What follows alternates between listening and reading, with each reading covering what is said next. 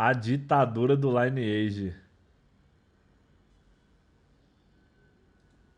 Bom dia. O que você faria se você tivesse que jogar o seu jogo favorito mediante uma ditadura implantada por outros jogadores? Foi exatamente nessa situação que muitos jogadores de Lineage 2 tiveram durante cerca de 4 anos. Primeiro eu quero dizer que eu pesquisei bem a fundo sobre todo esse evento e hoje eu vou te contar essa história de um jeito que você nunca ouviu, caso você já tenha ouvido ela antes. Vamos começar aí contextualizando sobre o que foi esse evento, né? Lembrando que foi um evento que aconteceu dentro de um MMORPG sul-coreano, então a massacrante maioria dos jogadores aqui eram da Coreia do Sul. Bom, vamos começar então. Isso aqui tá dividido em capítulos, então vamos aí pro capítulo 1.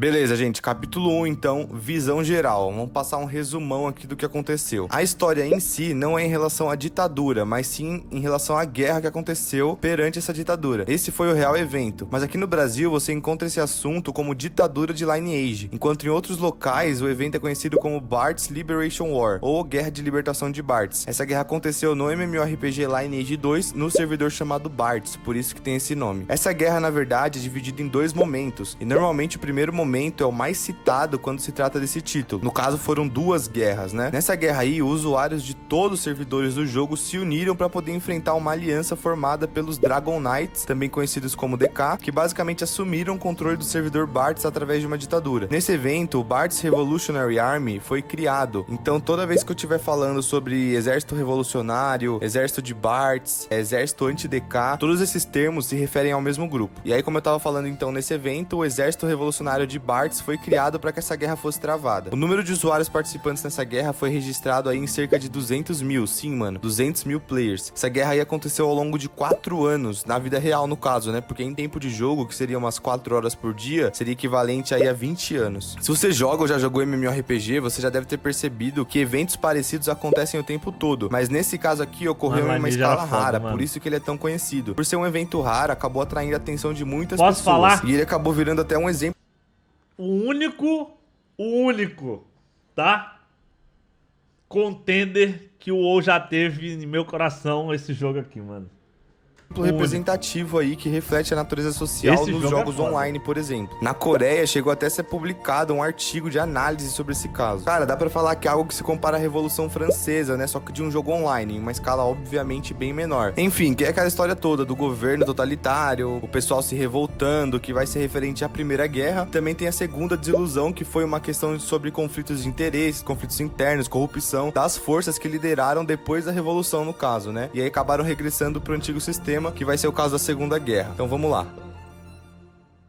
Vamos pro capítulo 2 agora, o começo de tudo. Se você entrasse no servidor de Bart's do Lineage 2 em meados de 2003, você teria uma gameplay baseada numa estrutura de monopolização de castelo, onde os impostos eram coletados de forma selvagem. E as melhores áreas de caça, né, onde você consegue pegar bastante XP e bastante drop bom, estavam todas sob o governo de 3 clãs aliados que ficaram conhecidos como Aliança DK, sendo forte o suficiente para serem incontestáveis. O dia a dia nessa época aí era baseado nos jogadores pedindo desculpa e implorando aí para não serem mortos para os ditadores do servidor por terem quebrado algumas normas extremistas, por exemplo. Esses caras aí, no caso os Dragon Knights, conseguiram controle do server de forma tão agressiva porque eles eram uma guilda que já vinha do primeiro jogo, Lineage de 98. E assim que o 2 ficou disponível para ser jogado, a guilda já estava prontificada para poder agir em relação ao maior server do jogo. E assim foi feito. Os 3 clãs que compunham a Aliança DK era a guilda Genesis, os Knights of Gods e a guilda principal, que eram os Dragon Knights. Lembrando aqui que a gente vai usar bastante o termo clã e guilda. É muito comum nos RPGs que a guilda tem um número limite de jogadores. Então, um clã, ele pode ser composto por várias guildas. Então, sempre quando eu me referir a um clã aqui, a gente vai estar se referindo a uma linhagem toda, né? Agora, uma guilda em específico é um grupo em específico ali que foi criado dentro do jogo. Mas vamos lá. Depois de meses de humilhação aí, controle severo por parte da Aliança DK, foi decidido um aumento na taxa de imposto de comercialização de 10% para 15%. Cara, 10% já é uma taxa altíssima. No MMORPG é comum você escolher uma área laboral para se especializar, por exemplo, né? Além de outras áreas que você pode se especializar também. Mas um exemplo, lenhador, minerador, colhedor, enfim. Para que você consiga aí fazer o seu trabalho e vender para as pessoas que não têm o mesmo nível que você para coletar uma madeira diferente, por exemplo. Enquanto você compra de outra pessoa uma pedra que você não consegue coletar. E aí dessa forma a economia vai girando. O problema é que quanto maior a taxa de imposto da guilda dominante, mais atrasada fica a sua evolução no jogo. E no momento que foi anunciado esse aumento de imposto, foi o estopim aí para que vários jogadores se organizassem para se posicionar contra essa gestão. Nesse momento foi criada a guilda Red Revolution, ou Revolução Vermelha, Lembrando também que esses nomes são todos em coreano e eles estão sendo traduzidos pra inglês e depois pra português. Num certo dia aí, num lugar chamado Krumat Top Dungeon, que era um dos campos de caça controlados pela Aliança DK, os players da Aliança DK estavam lá farmando, né, na caça automática, que também era uma das coisas que estava irritando muito dos jogadores. Caça automática era algo que estava surgindo nessa época, hoje em dia já é mais comum, mas lá pra 2003, 2004, estavam começando a surgir os primeiros bots de farm automático. E esse farm automático era também visto como um problema a ser resolvido, que é basicamente o jogador não tá ali na frente do computador e o bonequinho dele tá fazendo as coisas sozinho, a partir de um programa terceiro. Mas a gente vai falar dele mais pra baixo. Então, esses jogadores da Aliança DK estavam lá nessa área fazendo essa caça automática, ou seja, provavelmente não tinha nenhum jogador cuidando dos bonequinhos dele, justamente porque nessa área já não podia entrar nenhum outro jogador, era uma área controlada. E aí eles foram atacados sem cerimônia nenhuma, de uma forma relâmpago, por esse mesmo clã aí da Revolução Vermelha. E eles foram todos mortos. Isso foi um ataque simbólico, mas não foi muito efetivo, porque pouco tempo depois, a morte desses jogadores foi vingada pelos membros da Aliança DK mesmo, e a área foi toda retomada. Mas nesse momento aí, todos os membros da Aliança DK ficaram em alerta, e essa é a cena de abertura da Guerra da Libertação de Bartz.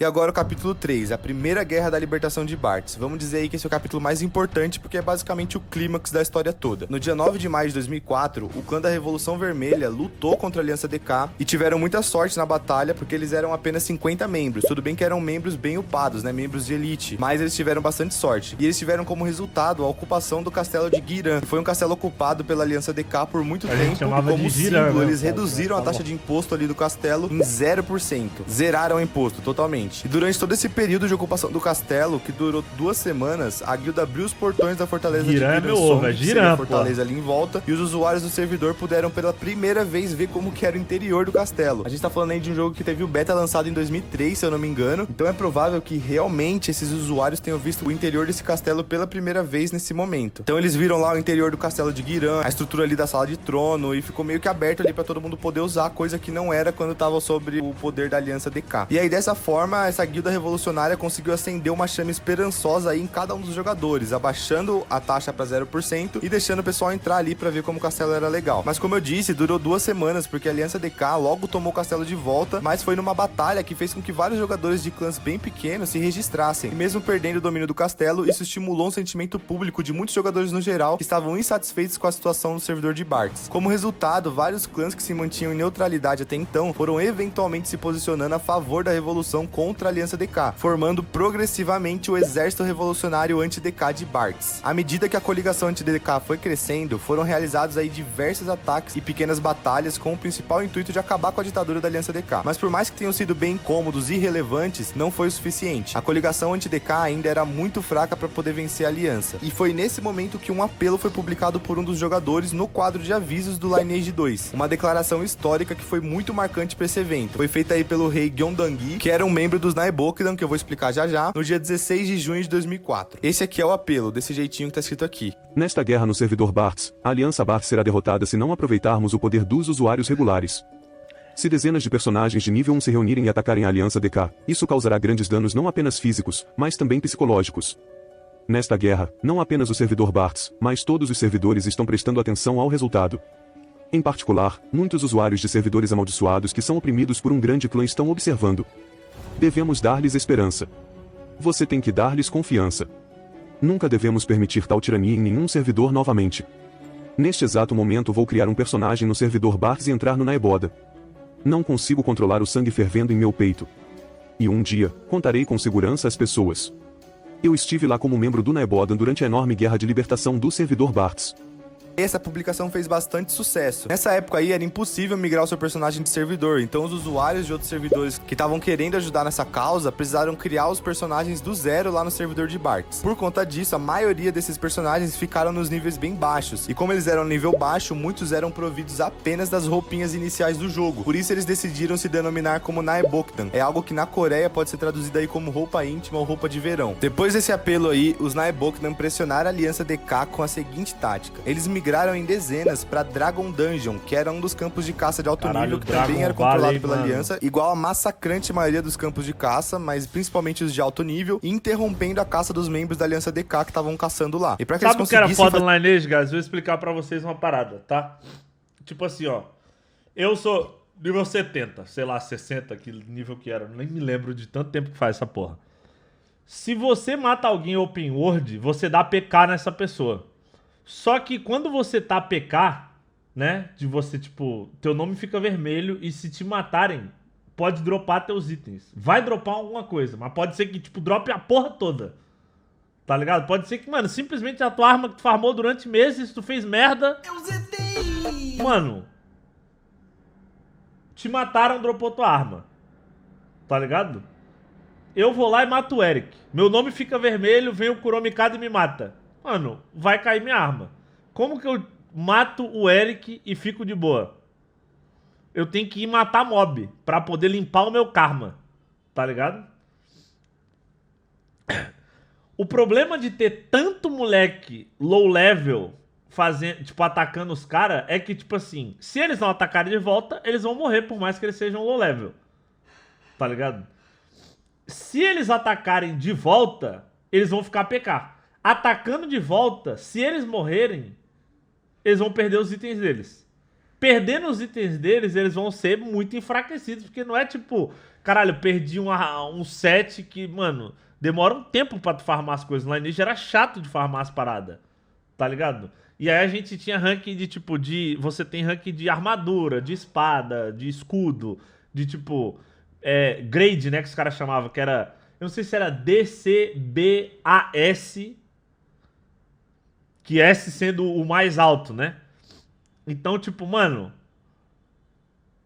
nessa época com certeza não tinha bot e, enfim, tipo, devia ter bot, mas devia ser early stage, então, tipo, mano, não devia ter a quantidade de bot que tem hoje em MMO, fazer esse tipo de ataque, eles tinham uma tática de procurar primeiro o healer mais fraco da aliança, e aí eles matavam, e depois eles iam começando sempre pelos healers. Dessa forma, eles conseguiram fazer diversas unidades de combate da aliança se submeter ali. Uma dessas táticas usadas era que os Naebokdan tinham disfarçados entre eles também, com as roupas de newbie, algum guerreiro de nível altíssimo. E aí no meio da massa de Naebokdan, que era quase impossível distinguir quem que era newbie e quem que não era, eles acabavam sendo surpreendidos ali por algum jogador de alto nível. E por isso foi possível que esses ataques fossem bem sucedidos. Apesar desses ataques contínuos dos Naebokdan e a opinião pública totalmente... Dá pra tu saber quem tem armadura e quem não tem. Desfavorável, a Aliança DK se reuniu e decidiu comprar de vez essa guerra, dessa vez aí até o final. Em determinado momento, o exército revolucionário já estava conseguindo travar algumas batalhas em pé de igualdade contra a Aliança DK, mas à medida que eles iam batalhando, não conseguiam ter recurso suficiente para restaurar as armaduras e os equipamentos quebrados. Então, quanto mais a guerra durava, mais o exército anti-DK sofria. Nesse meio tempo, ocorreu a saída do clã Gênesis da Aliança DK. Teve um conflito interno ali entre as lideranças, não se sabe ao certo se eles decidiram sair por conta própria ou se eles foram expulsos, mas foi uma grande perda para a Aliança DK de qualquer jeito, porque esse era o segundo maior clã do servidor. Para efeito de comparação, o número total de guildas e partidos pertencentes ao clã Gênesis era maior que todo o exército revolucionário até então, mas outros dois clãs entraram para a aliança nesse momento para que essa perda não fosse tão avassaladora, que era o clã Jeong e os Winner. Com a aliança restabelecida, então, os membros da Aliança DK começaram a se reorganizar. No entanto, embora eles tenham saído da aliança, os Gênesis não encerraram seu trabalho. Até o momento, os Gênesis ficavam no castelo de Oren. Era essa a sede deles, que era um dos castelos mais importantes do jogo. Então, eles liberaram o acesso do castelo, a gente não sabe o motivo em si, se eles queriam ajudar o exército anti-DK ou se eles só estavam deixando a guerra ali se desenrolar, mas o castelo foi liberado. E o líder do clã Gênesis era tão relevante quanto o Akirus, que era o líder dos DK. Então, com o passar do tempo, o líder da Gênesis acabou tomando o comando de todo o exército anti-DK e a maior parte das estratégias ficaram sob controle dele. E então chega o grande dia 17 de julho de 2004. Nesse dia foi declarado um cerco ao castelo de Aden. Esse era o maior castelo do jogo e até então o mais inalcançável, tido aí como a principal base do clã Dragon Knights e o local mais impossível de ser acessado no servidor. Nesse momento vai ocorrer aí uma batalha sistemática utilizando esses dois castelos, que é o castelo de Oren e o castelo de Aden, baseado nos sistemas de atraso para as inscrições dos cercos. Pra quem não sabe, o cerco seria uma guerra travada ali dentro do jogo. Normalmente, quando eu quero dominar um local num RPG, eu tenho que travar essa batalha, eu tenho que abrir um número de inscrição para todos os guerreiros se inscreverem, e aí essa guerra vai ser marcada para um dia, e aí quando chegar esse dia, só os que estão inscritos podem participar. E como que funcionou essa batalha sistemática, que foi basicamente uma das táticas utilizadas pelo líder da Gênesis. Faltando 10 minutos aí pro prazo de inscrição pro cerco de Aden, todas as forças revolucionárias que se inscreveram pra guerra em Oren, que inicialmente era uma guerra fake, né, que a princípio parecia que era o exército exército anti-DK contra o clã Gênesis, só que eles já estavam do mesmo lado, enquanto o clã Gênesis se inscrevia todo pra poder atacar o castelo de Aden. Pensando nisso, os Dragon Knights se prontificaram pra aproveitar a batalha em Oren e somar as forças pra tomar a antiga sede principal do clã Gênesis, que seria de fato uma grande conquista e poderia até colocar um ponto final na guerra, já que o cerco de Aden só tinha alguns guerreiros do Gênesis inscritos, então eles não precisavam se preocupar muito. Só que aí, faltando 8 minutos pro prazo de inscrição, o clã Gênesis desistiu do cerco de Aden completamente. Essa era a lógica, na verdade, né? Já que eles estavam em poucos, não tinha por que eles continuar com essa guerra. O próprio Dragon Knights já imaginavam que eles iam desistir. Só que aí os Dragon Knights cancelaram também muitas inscrições e somaram ainda mais forças lá no castelo de Oren. E tudo isso ainda fazendo parte da tática, usando o lag do servidor ali, o atraso, né? No caso do servidor para as inscrições, no limite, todas as forças revolucionárias, tanto o exército revolucionário quanto os Gênesis, se inscreveram para atacar Aden nos últimos minutos, cara. Faltando, sei lá, 1 minuto, 2 minutos. E aí, dessa forma, o clã DK acabou entregando de mão beijada o castelo de Aden. Porque devido à limitação de tempo do jogo, já era tarde demais para eles se inscreverem pra guerra. E aí, nesse momento, já tinham aí 26 clãs registrados para lutar lá em Aden. E assim, a primeira estratégia após a saída da Gênesis foi bem sucedida. Só que essa batalha aí, que parecia já estar ganha por conta da superioridade numérica, acabou se tornando um pesadelo pro exército revolucionário. Isso porque, a princípio, eles ganhariam no número. Só que eles não esperavam que os poucos guerreiros que ficaram para defender Aden eram nada mais, nada menos que o partido de Acheros, o líder e a principal figura de todo o clã DK. O partido era formado pelos guerreiros mais upados e mais habilidosos já vistos em Lineage. No início da guerra, o partido de Acheros aniquilou 3 clãs inteiros da coligação revolucionária em segundos. E em seguida eles já começaram a devastar toda a linha de frente do exército revolucionário. Dessa forma, as forças anti-DK não estavam conseguindo nem estabelecer um acampamento ali perto da guerra. E assim que...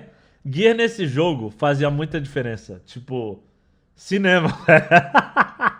Caralho, muito foda. Foi feito, o líder da Gênesis ordenou a retirada do exército revolucionário, pediu para que eles recuassem. E assim o exército revolucionário anti-DK regressou. E assim a aliança DK conseguiu defender com sucesso o castelo de Aden. Só que aí tem mais um ponto, que isso ainda fazia mais ou menos parte da estratégia. Os caras defenderam Frontera, pra quem joga Ragnarok. Aden era Frontera, mas o fato deles não ganharem a guerra em Aden era sim uma possibilidade. E aí o que aconteceu? Muitas das forças que estavam defendendo o cerco de Aden migraram para o caminho de Oden no intuito de barrar a chegada dos novos jogadores para que o castelo de Oden fosse tomado pela Aliança DK. E assim que a presença da maioria dos membros da Aliança DK foi confirmada na rota, e aí o líder da Gênesis ordenou novamente o cerco de Aden, só que dessa vez a Aliança DK não estava nem esperando, ficaram na ilusão ali de que eles estavam ajudando o cerco no castelo de Oden, só que eles foram atacados novamente em Aden. Dessa forma, o castelo de Oden foi basicamente abandonado pelo exército revolucionário, ficando apenas com um clã para marcar presença, que eram os Revengers. No entanto, no momento que a Aliança DK percebeu que só tinha os Revengers ali defendendo o Oden, eles começaram a cogitar a possibilidade deles estarem ali só ganhando tempo. E eles novamente decidiram voltar para Aden com medo de estar serem atacados, que era o que estava acontecendo. Só que pela regra do jogo, eles não podiam voltar direto pro castelo dessa vez, eles tinham que pelo menos ir para um acampamento ali, para uma vila próxima. E o que separava esse castelo da vila era uma rota, e essa rota já estava toda preparada, com membros de guildas pequenas e alguns membros do exército revolucionários que são de nível baixo, que eram jogadores basicamente inúteis em guerras de cerco, porque eles eram muito fracos. Só que eles foram treinados só para resistir ao longo da entrada do castelo. E nesse momento ocorreu também um ato marcante, que foi a formação de barricadas na frente do castelo com cadáveres de jogadores que foram mortos em batalha, para poder impedir de forma desesperada a passagem do membro das alianças DK que estavam tentando retornar para Aden. E aí, no meio da pressa, os membros da aliança DK que queriam passar usaram muitos ataques forçados que arriscavam muito a integridade dos mesmos, que eram muitos ataques sem estratégia, que acabavam deixando a guarda do exército muito aberta, só que eram ataques muito fortes. Mas os Naebokdan, que também estavam presentes aí nessa rota, como barricada humana, inclusive, eles não deram nenhum único passo para trás. E enquanto a maioria dos membros DK eram barrados de entrar no cerco, o castelo de Aden foi finalmente tomado e virou posse da unidade principal do exército revolucionário de Bartz. E aí, quando a maior base do Lineage 2, que é o castelo de Aden, foi recapturada, não apenas o exército revolucionário de Bartz, mas também os usuários do Lineage 2 em todos os servidores aplaudiram. Esse dia aí foi declarado o dia da libertação de Bartz. Os quadros de avisos explodiram com milhares de postagens comemorando o dia da libertação de Bartz, e a mídia até cobriu todo esse processo. Dizem também que teve gente que até chorou nas lan houses da época nesse dia, cara. E esse é basicamente o dia onde eles derrubaram aí essa ditadura. E a Aliança DK, que foi derrotada no cerco de Aden, perdeu o castelo Glúdio também, o castelo Dion e o castelo Rhaeners pro exército revolucionário em novembro de 2004. Ou seja, até novembro de 2004 eles já tinham perdido basicamente tudo. E aí eles apostaram tudo no único castelo que restou, que era o castelo de Guiran, que era aquele castelo ali da primeira batalha, que eles abaixaram o imposto pra 0%, mas eles também foram incapazes de ter sucesso. Sendo assim, o último refúgio da Aliança DK foi na Torre da Arrogância, que não era muito eficiente pra progressão de nível, mas como era um terreno vantajoso pra defesa, eles foram meio que forçados a ficar por lá. E aí tem uma ironia muito grande, né? O único lugar que sobrou foi um lugar chamado Torre da Arrogância. Pode-se dizer também que esse foi o período mais bonito aí durante essa Guerra da Libertação, que é o período mais conhecido, né? Que é o famoso Esse bem jogo era venceu. muito cinema, mano.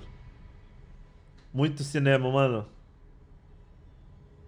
Bom, agora vamos pro capítulo 4, que é o pós da Primeira Guerra. Depois dessa derrota, o Acrius foi amplamente conhecido por todo o esforço que ele fez e por toda a importância que ele teve pra Aliança DK. E depois dessa vitória aí no castelo de Aden, o exército revolucionário acabou perdendo sua intenção original. Os clãs Revengers, que tiveram tanta participação no exército revolucionário quanto o clã da Revolução Vermelha, ficou com a ocupação do castelo de Oden, enquanto o clã Gênesis ficou com o castelo de Aden e o Glúdio, e o clã do castelo de Suon, que era um clã que representava ali várias guildas e clãs de pequeno e médio porte que participaram no exército revolucionário e também participou na primeira batalha em Guiran, assumiu aí o controle do castelo de Rhaeners. Mas o clã da Revolução Vermelha, que foi os que mais lutaram desde o início e foram os que começaram toda essa revolução, sentiram que não estavam recebendo a compensação pelos seus esforços. E essa frustração aí deles foi se manifestando em algumas ações. A Masmorra do Dragão, por exemplo, que é a Dragon Dungeon que a gente falou lá em cima, era um dos melhores terrenos de caça da época. E após a libertação da tirania da Aliança DK, ela deveria se tornar um terreno de espaço aberto para todos, pelo menos simbolicamente, né? Porque era exatamente esse o problema das áreas de caça. Mas não foi o que aconteceu na realidade. Eles liberaram apenas uma parte dessa área para o acesso de usuários no geral e usuários de baixo escalão do exército de Bartz. E aí, nesse momento, Gênesis, Revolução Vermelha, Revengers meio que viraram um conceito só. E além de tudo isso, pequenos conflitos, oposições, protesto, ganância, eles também estavam começando a ter que enfrentar a caça automática, que também é o que eu tava falando lá em cima, que era conhecido como bot farm. Explicando melhor agora, lá pra 2000, todos os MMORPG ainda precisavam que você estivesse na frente do computador, apertando ali os botões pra você poder fazer qualquer coisa. E com a chegada dos bots, era possível deixar o seu personagem farmando ali por horas sem que você cansasse. Ou seja, aquele processo que você faz no MMO, que você não precisa de ninguém ali visualizando, ninguém ali cuidando, você colocava um programa de terceiro pra ele ficar lá, coletando madeira, matando bichinho, que era algo que não era arriscado, então você podia deixar ele fazendo sozinho. Ou seja, tudo começou com o lema de derrubar a Aliança DK e erradicar a caça automática, estabelecer a liberdade, só que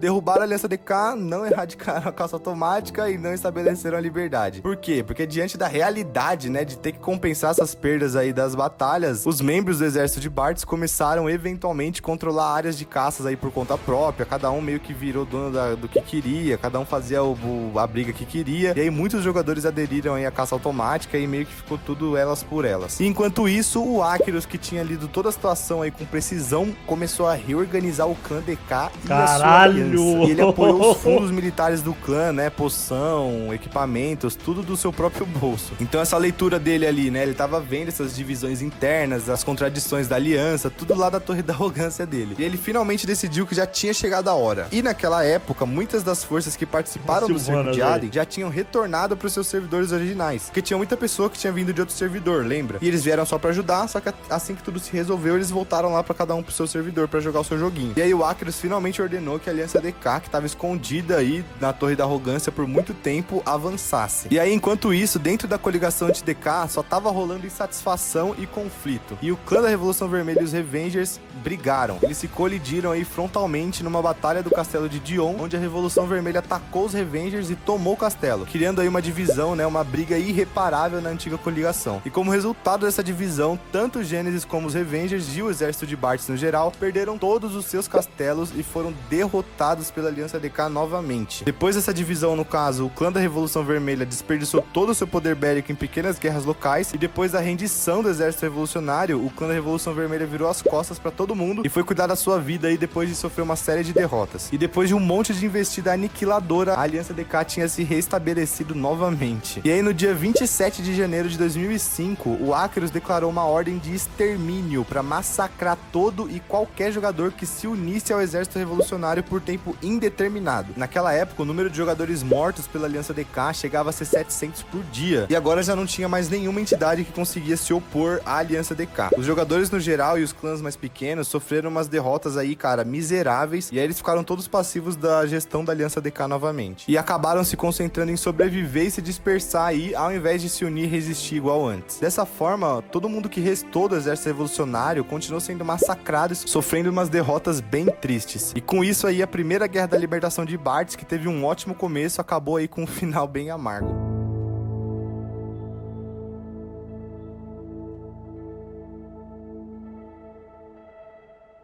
E aí agora vamos pro quinto capítulo, que é a Segunda Guerra da Libertação de Bartz. Essa aqui vai ocorrer em 2007. No caso, depois da Primeira Guerra... Caralho, inacreditável! 2007!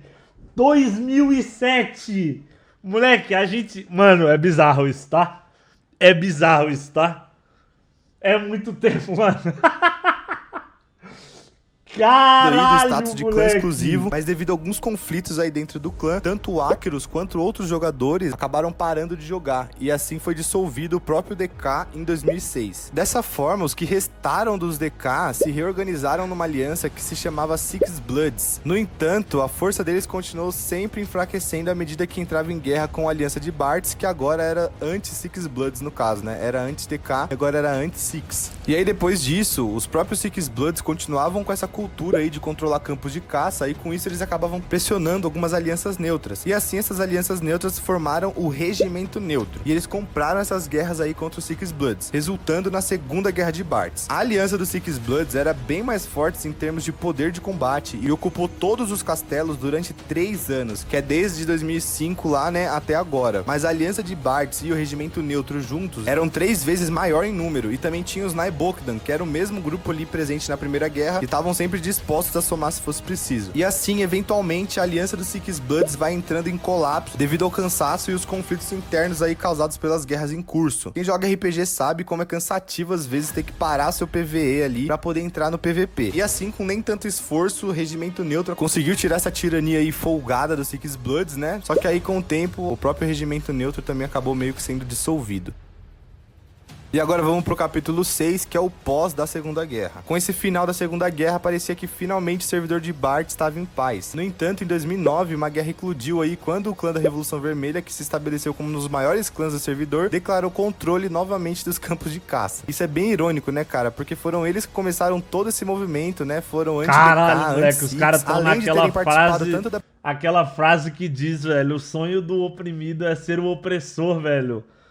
Caralho, moleque, que é isso? Primeira e da Segunda Guerra de Libertação e terem feito aquele ato Caralho, moleque, pra 0% lá em maio de 2004. Mas aí em 2010, vários clãs que foram afiliados aí aos DK, depois de ter perdido um monte de castelo aí pra Revolução Vermelha, acabaram se mudando pra outro servidor. E ficou por isso mesmo. Essas guerras de cerco aí, tanto grande quanto pequena, ainda ocorrem no servidor de Bartz até hoje. Mas ao contrário da Guerra da Libertação de Bartz, essas guerras aí não são muito diferentes das guerras que ocorrem aí normalmente nos jogos de MMORPG online. Sendo assim, o período pós a Segunda Guerra não é bem descrito de forma precisa em nenhum momento. E aí, depois de toda essa luta aí, desde 2004 até 2010, finalmente o servidor de Bartz virou um servidor normal agora, sem tirania nenhuma, sem revolução, sem nada. Agora é um servidor normal. Pode até ser considerado que foi um final feliz. O imposto não tá nem em 0, mas também não tem ninguém brigando por recompensa, mas o imposto também não tá em 10, 15%, né? Tá um jogo normal agora. No entanto, a razão pela qual a Guerra da Libertação de Bartz é falada até hoje não é porque ela simplesmente teve um final feliz, mas porque foi verdadeiramente humano essa manifestação aí, né? Uma disputa tão feroz por liberdade e por espólios, né? Mas enfim, 10 anos depois de tudo isso, né? Em 20 de maio de 2014, a NCSoft, que é a desenvolvedora do jogo, realizou um evento relacionado à Guerra da Libertação de Bartz. E nesse evento aí foi realizada uma entrevista com o Akeros, mano? Com o próprio Akeros. E de acordo com ele, ele saiu ali do Lineage depois daquele dia e acabou se concentrando aí nos seus projetos pessoais. Ele também disse que qualquer pessoa que usar o nome Akeros, né? O nickname Akeros em algum outro jogo, era alguém se passando por ele, dando a entender aí que ele não tá mais nesse meio de jogo no geral.